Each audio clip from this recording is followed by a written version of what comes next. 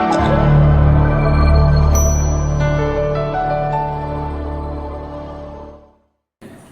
kasih Tuhan. Terima kasih saudaraku, hari ini kita ketemu lagi. Kemarin Jumat malam kami pertama kali dulu tidak berdoa, bukan tidak berdoa, maksudnya kami tidak tempat saudaraku. Saya sudah bisa atas kerjasama Bapak, kami bisa naik ke puncak saudaraku ya. Itu panggilan yang tiba-tiba. Biasanya kami bisa 5-6 kali dulu datang ke puncak pelayanan, tapi terakhir ini karena banyak masalah jadi 1 kali saja sebulan.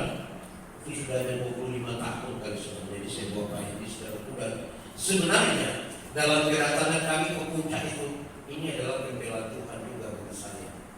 5 tahun dia tidak mengundang kami saudara, dan itu saudaraku takut-takut dia ketemu. Dan waktu ketemu masih saya tegur dia di depan teman-teman itu tahu. Itu di pos tidak mau ditolak. Cara dia menunjukkan kita sebelum ya Pak, sebelum saudara jawab dia tidak akan bicara berbicara lain. Ya kan Pak, langsung iya sih, baru dia. Artinya dia mau menunjukkan hamba-hamba Tuhan kepada konsep yang tidak benar. Kalau hal yang benar tidak masalah. Saudara ya, dan sudah 5 tahun itu biasanya sekali setahun itu enak dikasih Tuhannya secara daging. Diundang untuk makan enak-enak, kadang dikasih sepatu, dikasih baju yang bagus, dikasih juga saudara konsentrasi yang besar. Ya, setahun sekali itu. Sudah tahu kampung Rasko, saya sudah kenal lama dengan bosnya ya. Saya sering diundang ke rumahnya, dan satu-satunya yang ngomong no kepada ini mungkin hanya saya saja.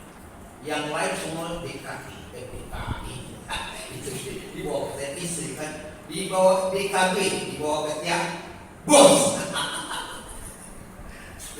Jadi karena dia lihat sedikit kurang sesuai dia sudah makan, pada saya tidak diundang, saya biar aja, tidak bisa undang. 5 tahun yang diundang, tetap juga saya diundang, tapi dia malu-malu melalui staf-stafnya saudara.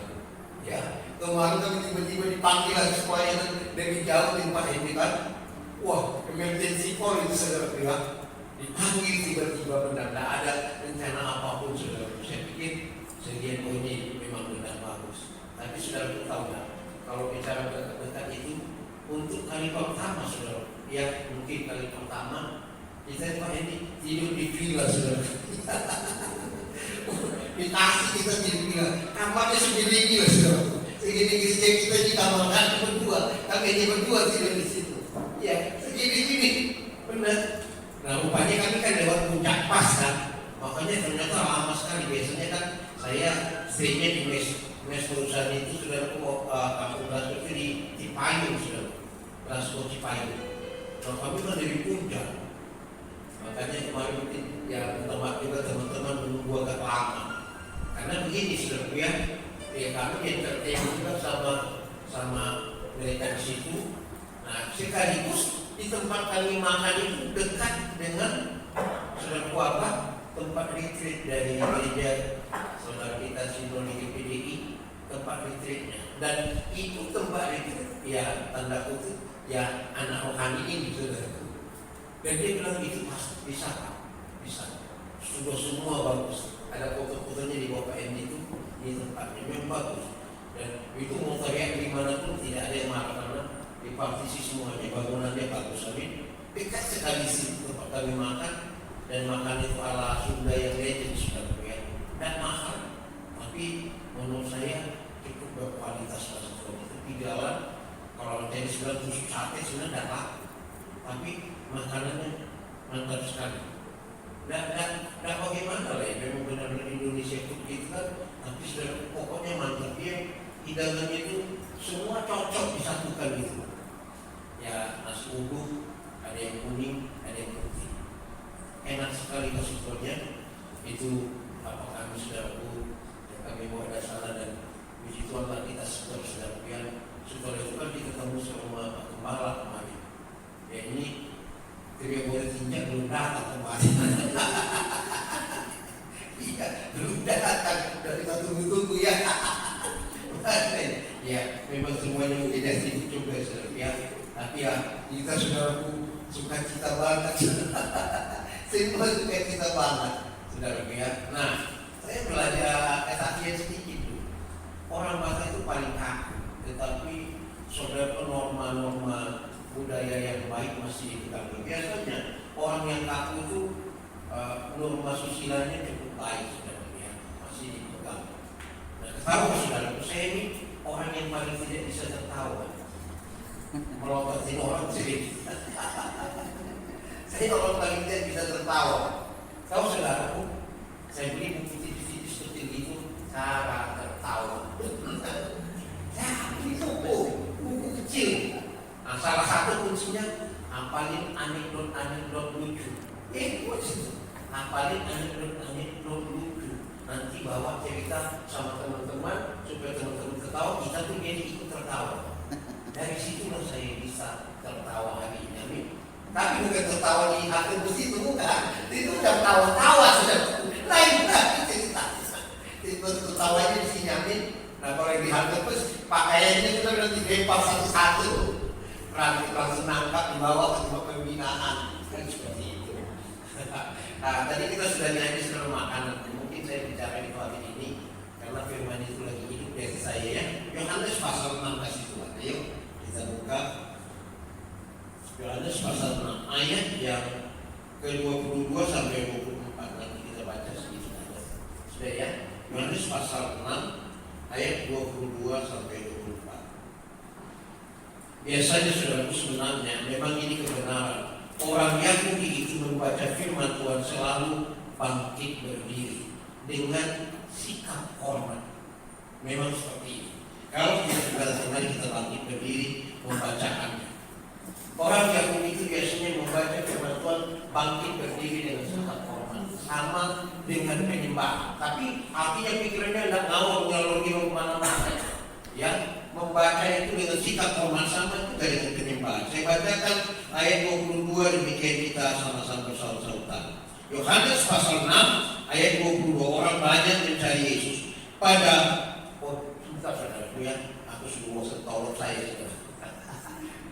Kalau saya bisa bawa. Iya, iya.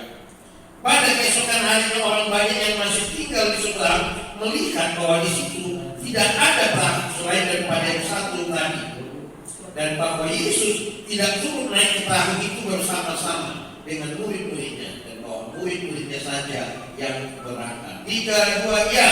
Tetapi semua itu beberapa kali lain datang dari Elias dekat ke tempat mereka makan roti sesudah Tuhan mengucap syukur atasnya. Ayat 24, 3, 2 ya.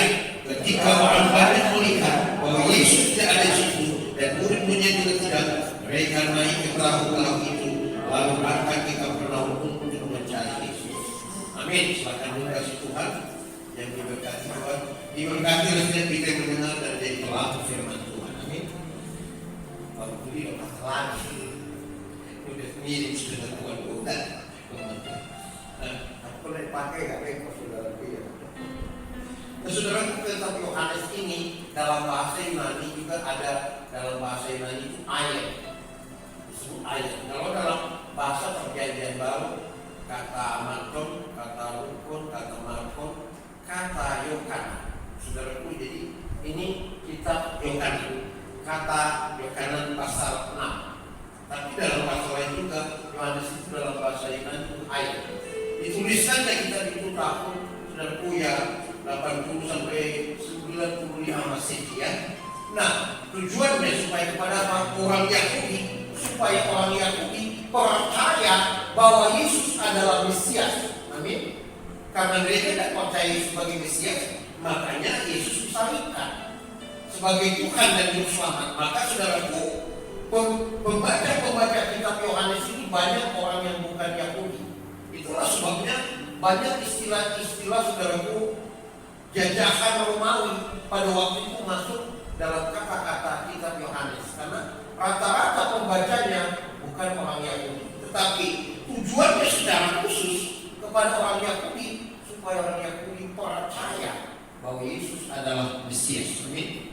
Maka di dalam kitab Yohanes ini ada 7 mukjizat yang kita bacakan kemarin dari pasal pertama. bicara the word firman Tuhan baru kedua keluarga. Ya, nah saudara, tujuh mujizat itu berbicara dalam bahasa Tuhan kesempurnaan Kristus menjadi apa? Mesias manusia. Kesempurnaan Kristus sebagai Tuhan atas manusia, kesempurnaan Kristus sebagai Mesias atas bangsa Yahudi dan semua manusia secara umum. Nah, kalau kita lihat bekasi Tuhan kitab ini dari pasal 6 berbicara bagaimana Yesus melakukan mujizat. Ya, mujizat dilakukan supaya paling utama orang tidak percaya menjadi percaya, yang keras hati menjadi lembut hatinya, yang tertutup hatinya menjadi terbuka. Nah, kemarin sudah beberapa sebulan lalu ya, ada seseorang dari kumpulan kita itu jalan dari Puncak. Dia biasanya santai sekali, kayak tidak peduli kepada hamba-hamba Tuhan. Tapi ketika dia doakan, lalu dia beritahu kepada saudaraku adik rohani ini yang kemarin membawa kami di villa, saudaraku, dia anak buahnya bawahannya, saudaraku, persis banget semua doa itu diceritakannya, semuanya pas sekali. Sejak itu hatinya dicatat Tuhan di setiap lakukan. Dia sekarang melayani baik sekali, luar biasa. Termasuk kemarin dia mengajak kita sarapan itu. Jadi dia sharing dulu bagaimana semua yang di hatinya, di pikirannya saat kita datang, saat kita doakan itu, semua persis dia sedang lagi dipromosikan Tuhan, dan doa itu dia lagi promosikan Tuhan tepat. Lalu kesaksian si R ini atasannya, dia memang lagi dipromosikan Tuhan. Akibatnya hatinya berubah, hatinya kalau dilihat tanggapan dingin hatinya. Sekarang saudaraku, jangan takut diajak kita ke rumah yang lain, kita tidur di sana. Saya minta doa juga sama gembala, doanya tempat sakit penyakit. Saudara tahu, pas saya di rumah itu saya udah hampir sakit tiba-tiba karena jam 1:30 pagi saya bersiap-siap. Jam 2 pagi saya bersiap. Jam 1:30 pagi saudara saya siap-siap untuk naik ke puncak.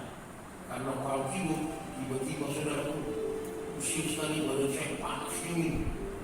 Ini Pak, teman kita ini hebat sekali saudara. APM kalau bahasa bilang asal pihak mudum saudara. Asal pihak mudum itu kalau nyandar aja ketiduran saudara. Yuk enak banget itu. Seneng gue dengan teman gue ini. Itu enak kan. Udah 1-2 jam. Udah tidak tahan saya saudaraku.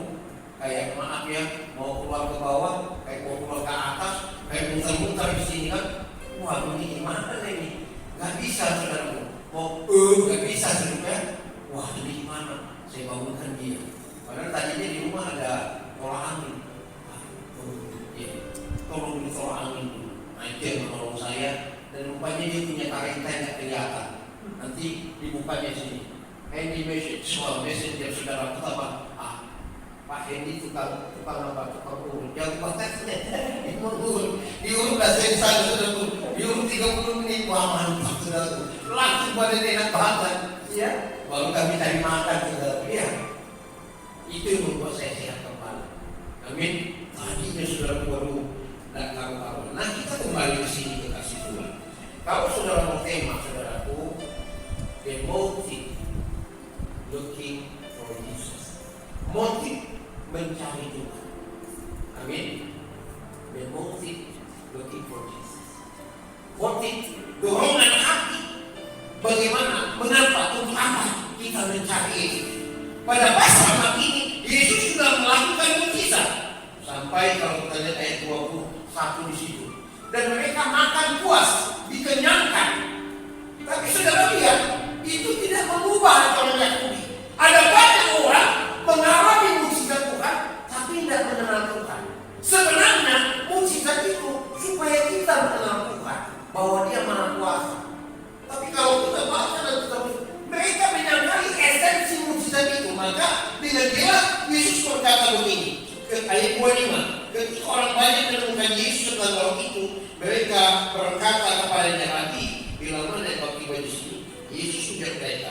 Aku berkata kepadamu, sesungguhnya kamu cari aku, bukan karena kamu telah melihat tanda-tanda, melainkan karena kamu telah makan roti itu dan kamu kenyang. Amin. Nah ini orang Yahudi. Sehingga keluar nanti perkataan Yesus yang sangat keras sekali. Apaan nih? Bagaimana dia bukan dimakan?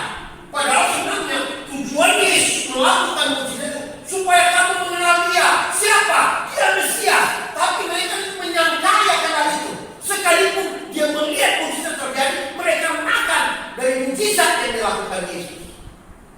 Dan saudara, kalau saudara pergi ke Israel, nanti di gereja Ka'bah, saudara akan ketemu ada mozaiknya itu bagaimana saudara tentang ikan dan roti itu yang kuno sekali di lantai itu akan ada.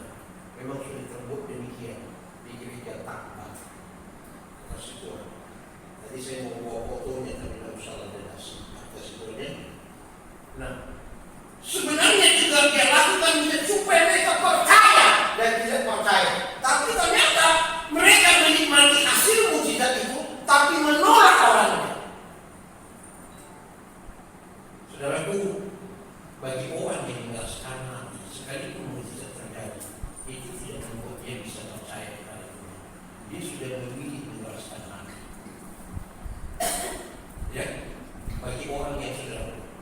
Maka saudaraku lihat ayat 22, mereka mencari dia lagi, amin. Tapi Yesus tahu, dan bahkan dampak karena Yesus melakukan mukjizat itu, saudaraku, mereka mau memaksa Yesus menjadi apa? Menjadi raja. Baca itu saudaraku ya. Ayat di atas itu, ayat 21.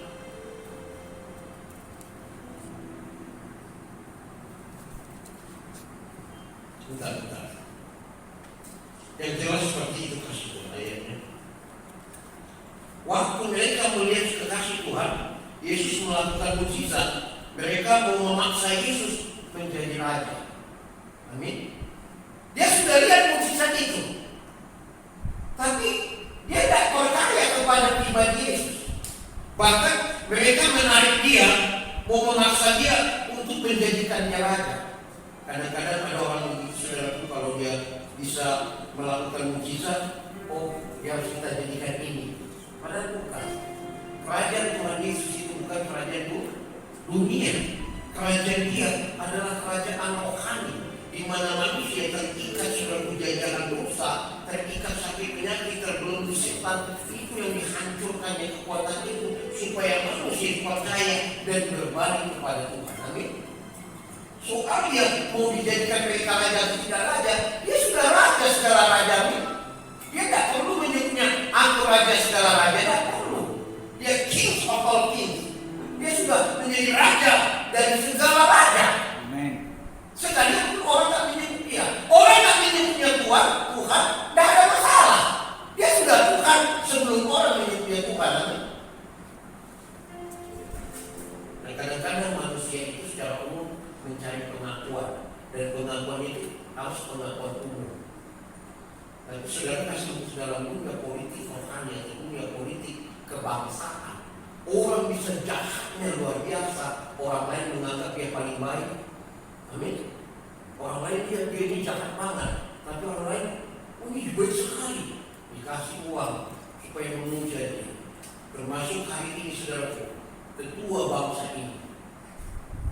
Kalau dilihat latar belakang yang mengerikan, bahkan dengan jelas dia membakar dirinya waktu menjadi ketua AMI. Tapi diangkat. Seperti ini saudara, ini kenyataan. Namanya saya sebut aja ini, TIB.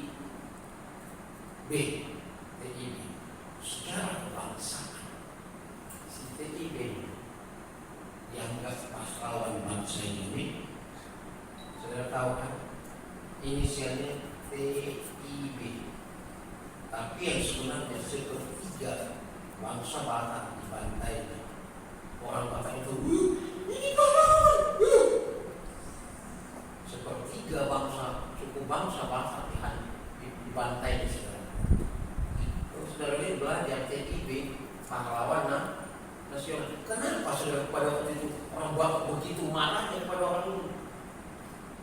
Dia mendatangkan keyakinannya memaksakan ke tanah Batak. Itulah Tapanuli Utara tidak bisa masuk, sehingga terjadi diperangi saudara. Kapsel dan lain-lain sudah lama. Tapi secara kebangsaan, ini pahlawan bangsa Indonesia.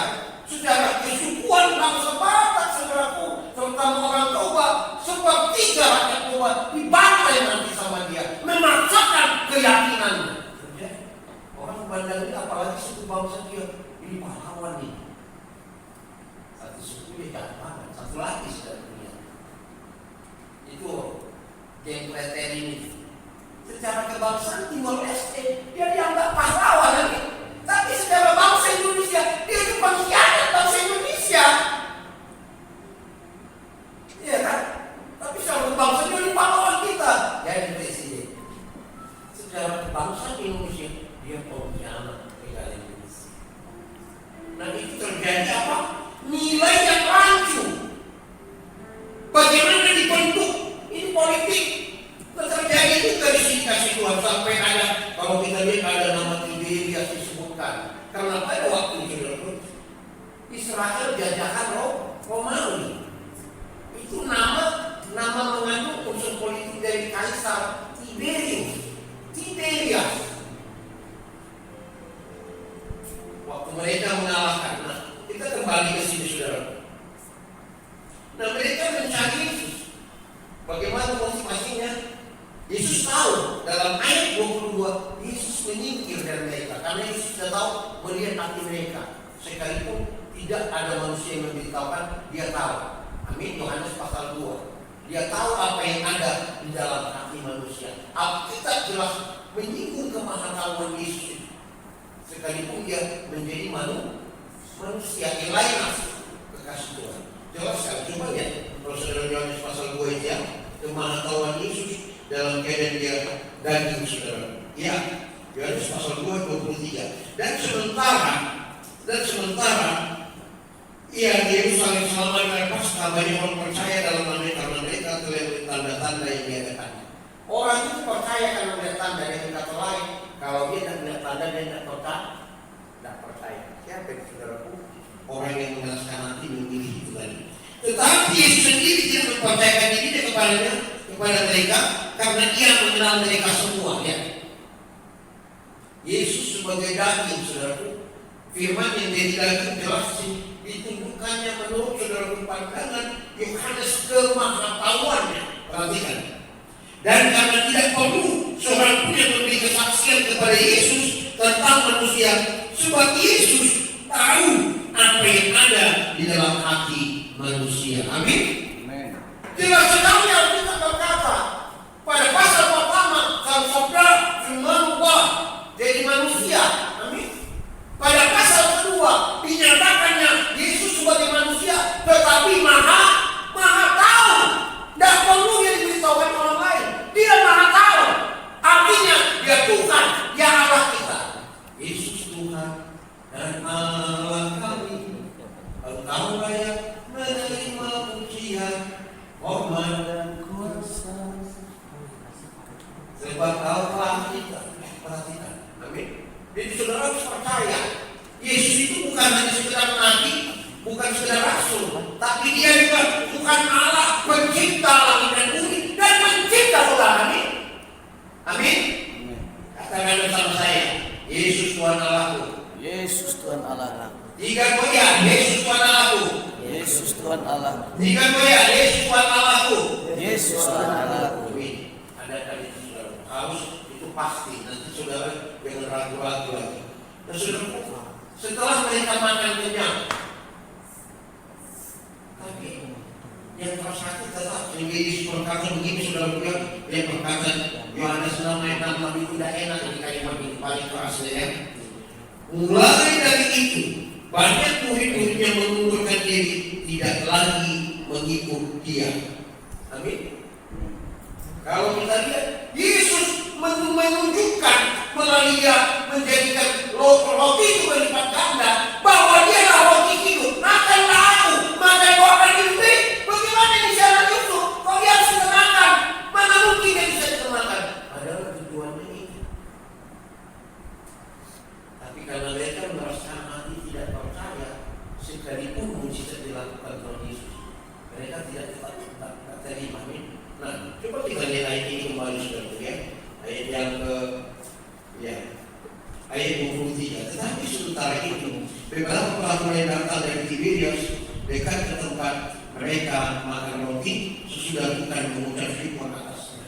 Nah, saudara waktu tempat itu mereka datangi lagi. Nah, di tempat ini biasanya menurut firman ini kalau saudara datang, saudara cuma mengucap syukur di situ dan melihat apa? Rasakan, nikmati bahwa mujizat Tuhan terjadi sekali untuk selamanya. Tapi saudaraku, saya meneliti juga saudara. Saya pergi ke NTT saudara, ke Kupang. Mereka berkata waktu air berubah jadi anggur itu tetap ada sampai sekarang dan kalau diambil sedikit nanti dia akan jadi banyak. Itu semua buset, omong kosong. Jadi kami dikasih saudara sedikit ya. Kami datang langsung ke kampung tempat mujizat air menjadi anggur. Amin. Kami datang. Nah kami bawa menurut omongannya. Katanya ibu ini saksi yang menyatakan dan minum itu. Ini nanti bisa banyak Pak. Ini nanti bisa banyak Pak. Bawa sengaja kan bawa aqua kosong dimasukkan situ. Padahal dalam hati kami pun kami tahu. Dan herannya ini bukan nambah Tuhan. Setiap dia bawa itu ada persembahan di situ. Memang saudara dipaksa. Jadi makan persembahan. Memang tidak dipaksa ya silakan. Tahu kalau tak tidak terlalu baik. Jadi ujung-ujungnya mencari apa? Mencari berkat mana? Motifnya salah.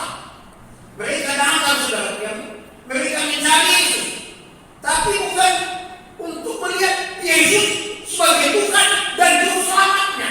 Tapi Yesus adalah saudaraku yang mencukupi mereka. Ini saudara, apa dorongan hatimu engkau datang kepada Tuhan mencari Tuhan saat ini? Apakah hanya kau mikir aku dapat kebutuhanmu, kesembuhan, sakit, penyakit, selamat? Tuhan tahu setiap motif hati kita. Padahal yang dia maksud itu saudaraku Artos Zeteo Ios. Kalau dalam bahasa Yunani ini sebenarnya roti untuk menuju kepada Yesus. Artinya menuju kepada Yesus. Dia Tuhan, dia pencipta kamu, dia berkata. Ada banyak orang datang kepada Tuhan dengan motif-motif yang lain. Memang salah satu saudaraku melihat tanda kita diberkati mudah sekali. Tanda kita diberkati makan kita dan ranjang. Agak ketiga kali pagi, siang dan malam. Kalau orang itu makan sudah bertrantak, dia akan bisa saudaraku diberkati suami dia. Kalau makan bertrantak, itu tanda ekonomi sangat terancam sekali. Mana betul saudaraku kita? Kalau kita lihat bangsa Israel pada guru, pada waktu mereka pada guru itu misalnya anaknya tanya ini, Pak atau Ma, apa yang kita makan nanti? Apa mamanya jawab? Nggak tahu nak. Terserah Tuhan aja. Tuhan yang kasih makan kita. Ada kan sesuatu seperti itu? Tidak ada. Karena kalau kita ada, tidak ada pabrik makanan, pabrik roti sana, tidak ada tanaman apapun. Pak, kita mau makan apa? Tidak tahu, tergantung Tuhan saja. Iya kan? Apa yang disediakan Tuhan, mujizat dan makan mereka makan secara mujizat. Allah melakukan mujizat, memberi mereka makan. Nama yang dialami siapa? Elia di sungai Kerit. Saudaraku, ini burung dan beri dia makan karena mujizat Tuhan. Allah ini menunjukkan kepada kita di sini bahwa setiap kebutuhan kita harus bergantung kepada Tuhan, bukan rotinya. Banyak orang datang ke gereja hanya bermotif dorongan hati supaya saya didorong Tuhan, supaya saya mengalami mujizat, supaya dilancarkan semuanya, supaya anak saya berhasil, supaya saya bisa jadi, supaya saya dibukakan pintu berkat yang banyak. Saudaraku, tidak sebenarnya tidak salah punya motif seperti itu. Cuma persoalannya kalau tidak terjadi, orang itu kecewa dan meninggalkan Tuhan. Makanya Yohanes 6 ayat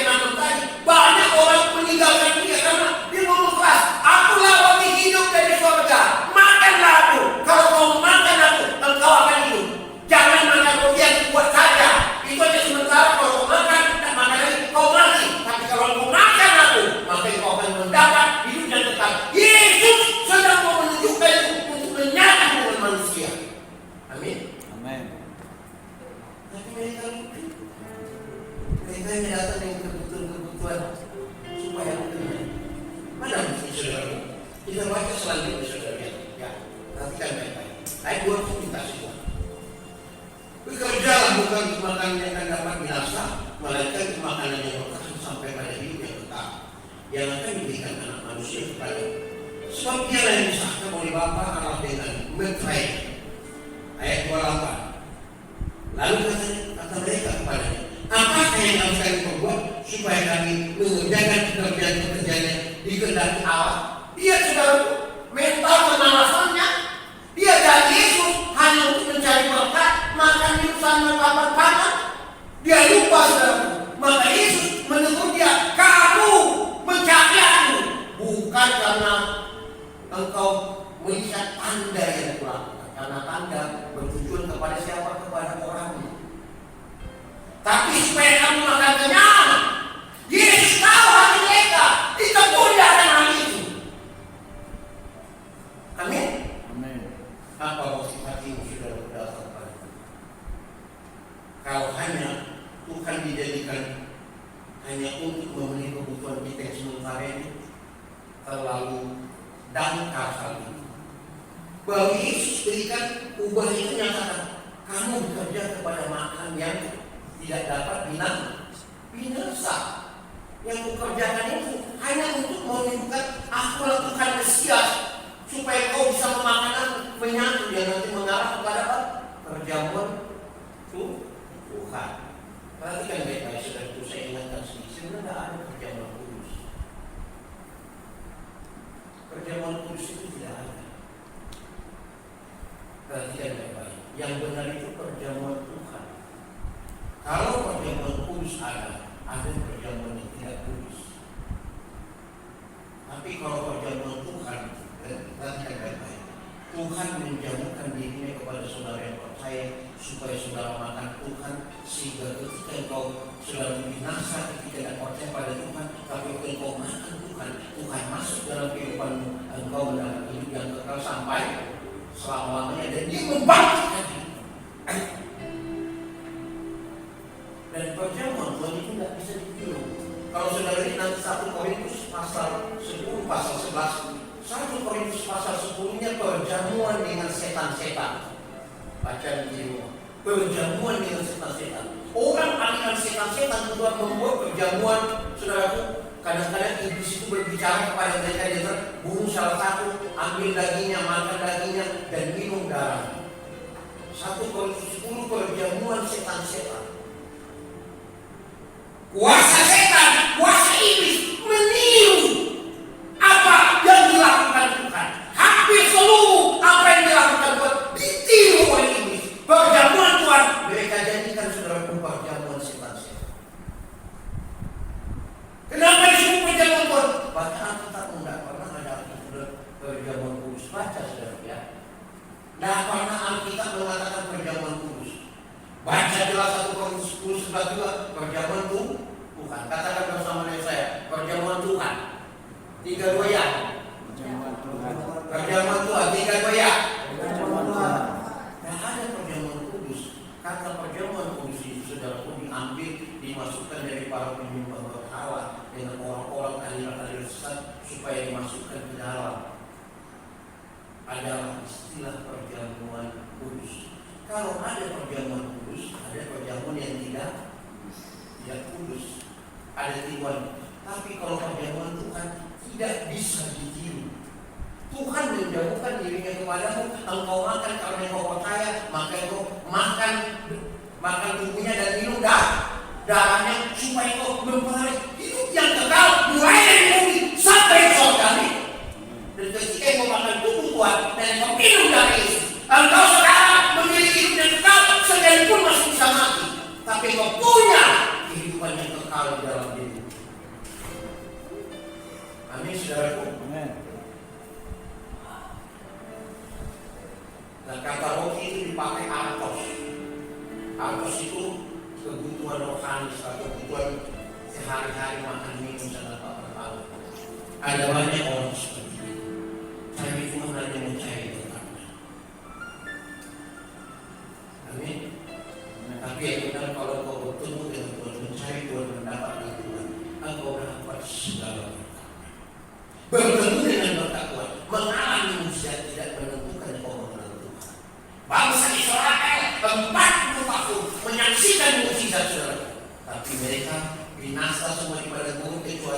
generasi Kaleb dan Yosua yang masuk pada maksud Tuhan. Kamu makan roti karena kamu kenyang.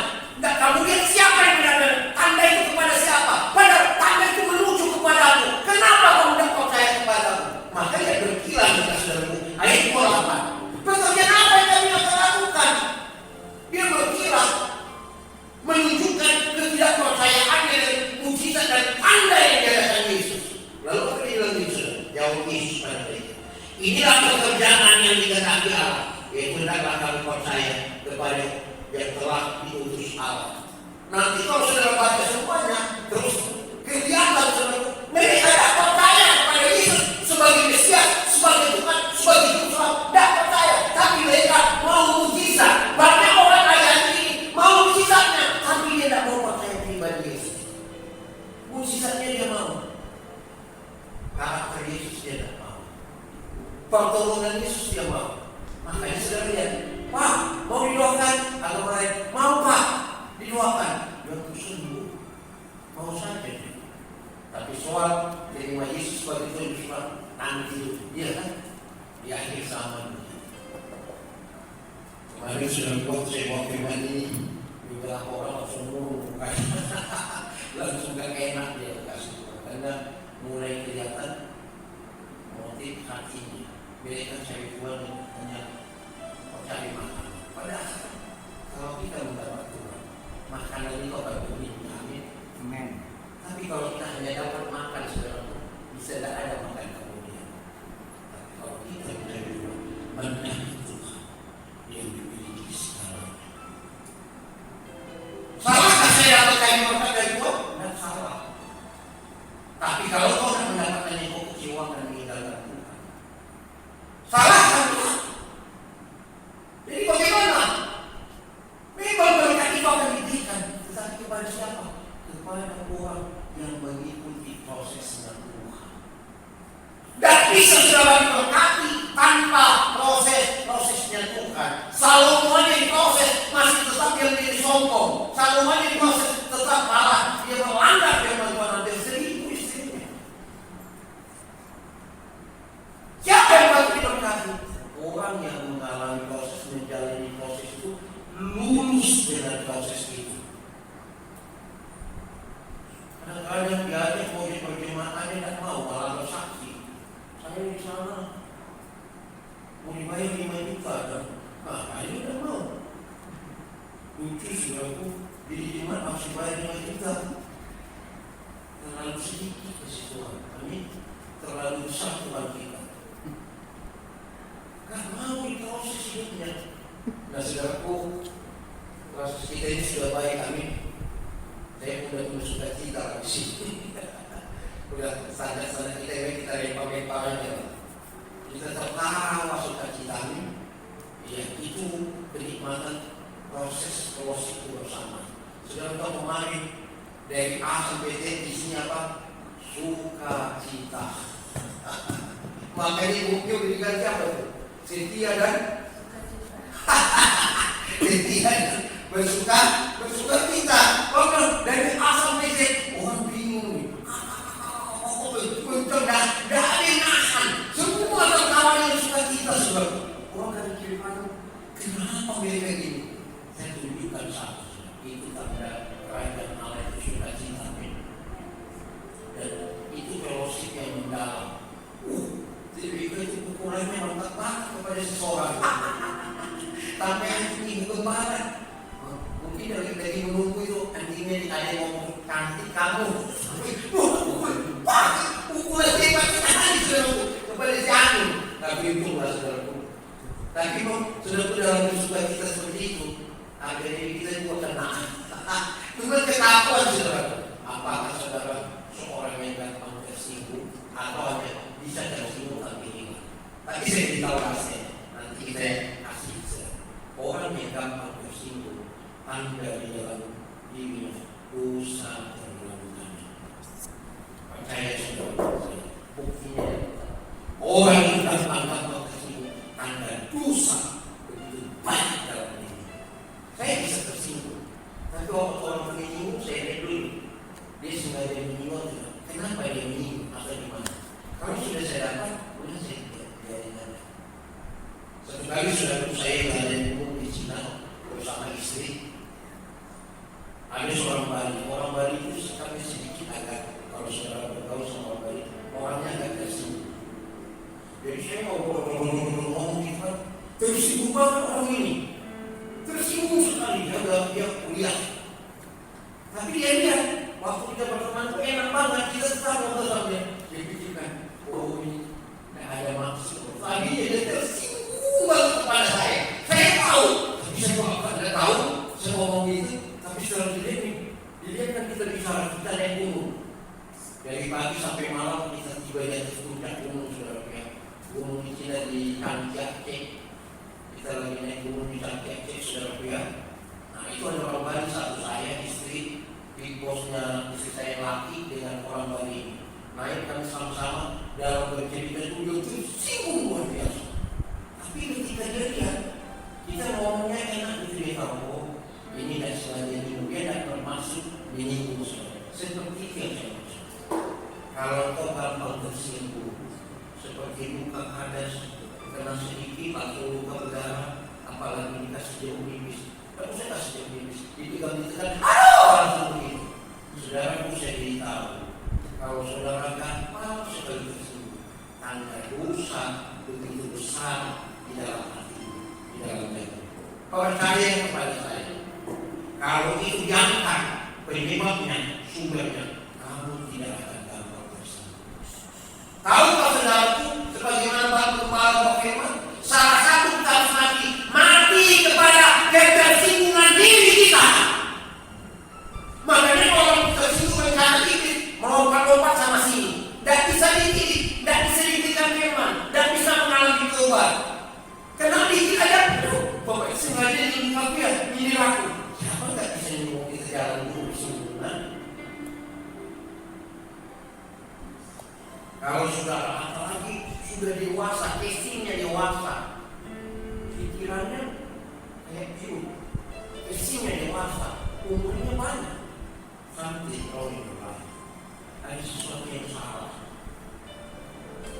Makanya dalam Filipi pasal 2, milikilah jiwa Kristus. Terjemahan kita banyak sekali, milikilah pikiran, perasaan dan hati. Dalam terjemahan gunanya, milikilah jiwa Kristus. Jiwa apa? Jiwa yang dewasa, jiwa yang saudara normal, jiwa yang pulih, jiwa yang lepas dari pikiran perasaan dan ego yang terlalu besar, jiwa yang lepas dari ketersinggungan, jiwa yang sudah mati terhadap ketersinggungan.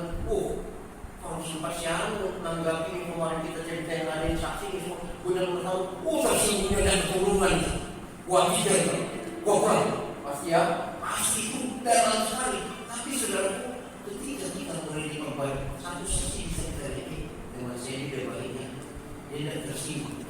Padahal kita awal itu karena kita tahu ukurannya kuat sekali, saudara. Kalau saudara orang yang tersinggung sangat dalam pelajaran kapal mulai itu seperti luka, saudara, luka. Kalau dipegang sakit, aduh sakit. Itu gambaran orang yang gampang tersinggung. Rencana setan iblis kepada orang tersinggung untuk mengucilkan dia tidak punya teman siapapun, untuk menghancurkan dia dan mengalami pendewasaan, sehingga seluruh berkat-berkat yang harus Tuhan berikan pada mereka belum bisa diberikan orang yang tersinggung. Orang yang memiliki banyak berkat, orang yang sudah lulus dalam proses. Motif dari mencari Tuhan hanya untuk apa? Saudaraku, hanya untuk kebutuhan. Supaya ada teman, kan di gereja supaya ada teman, di gereja supaya ada teman. Nah, saudara, kata mencari itu bagi kata mencari dengan sungguh-sungguh punya hasrat hati, saudara, benar-benar kelihatan. Aku mau, aku apa, aku itu. Kalau sudah membuat panas tempat dulu, saya bilang, hei, kamu belum menjadi apa yang aku ingin. Kalau saya memanas tempat dulu, nanti kita berbicara. Kenapa gereja kosong? Karena tersinggung, saudara. Kenapa hubungan baik pada siang? Karena tersinggung. Kenapa kamu tidak dewasa? Karena kamu simpan sesuatu dalam hati. Dan di dalamnya juga ada campuran kuasa-kuasa gelap. Saya melihat orang yang ikut saya itu macam-macam. Ada satu anak itu sebenarnya anak-anak normal. Sudah banyak pengalamannya dengan PSK, Dia kali doa, aduh, najis sebelah melulu kurang ajar. Mulai sedikit tapi tidak mau dididik, tidak mau. 2 tahun saya lepas. Saya katakan pada sejak kamu ikut doa-doa ini hancur, tidak ada sesuatu ini. Akhirnya selepas saja ini yang harus dilepas. Mari saudara datang kepada Yesus. Dia sebagai Tuhan dan Juru Selamat kami. Segala-galanya, apa yang Tuhan mau, aku mau. Kalahkannya, aku mau. Kalau Yesus sudah akan mau tersinggung dan tidak bisa disinggung, dia sudah mati terhadap itu. Kedewasaanmu dapat diukur apakah kamu gampang tersinggung, tetap memendam dalam hati, atau kamu bisa disinggung, tetapi setelah itu kamu berpikir, kenapa orang ini? Wah, kamu dapat jawaban oh ini begini, saudara lupakan. Itu saudara boleh dewasa. Amin. Kenapa mereka meninggalkan Yesus? Yohanes 6:6? Karena omongnya Yesus terlalu keras, mereka marah dan tersinggung, mereka tinggalkan Yesus. Itu membuktikan mereka tidak menganggap Yesus Tuhan. Kalau mau anggap Yesus Tuhan, tiba-tiba Tuhan misalnya tegur kamu, apakah kamu tersinggung? Tuhan Tuhan, salah satu bentuk kasih sayang seseorang, kamu ada salah, kamu ditegur. Kalau orang itu sudah tidak sayang, salah pun dibiarkan saja. Saya bersyukur kalau ada orang yang menegur saya, ada kekurangan saya terima, berarti dia sayang, mengasihi saya. Yesus berkata, firman Tuhan itu sudah menegur, memperbaiki kelakuan, membuat kelakuan, mendidik orang dalam kebenaran. Kalau saudara itu sedikit lalu tersinggung, saudara poin 4-nya tidak bisa dididik dalam kebenaran. Saya tidak maksud apa-apa. Saya mengasihi, maka saya berkata itu. Saya bisa lihat siapa di antara kita, bukan karena kata orang. Saudara boleh dibawa ke mana? Saya buktikan. Orang yang hidup dalam hukum ini hebat dan orang yang sudah berpindah jiwa. Ini hebat. Amin. Apalagi dia dekat oleh Tuhan. Mari kita mencari Tuhan datang. Bukan karena motif-motif lain, bukan karena berkat-berkat, bukan karena alasan. Saya cari Tuhan. Saya rindu bertemu dengan Dia. Yesus Tuhan datang.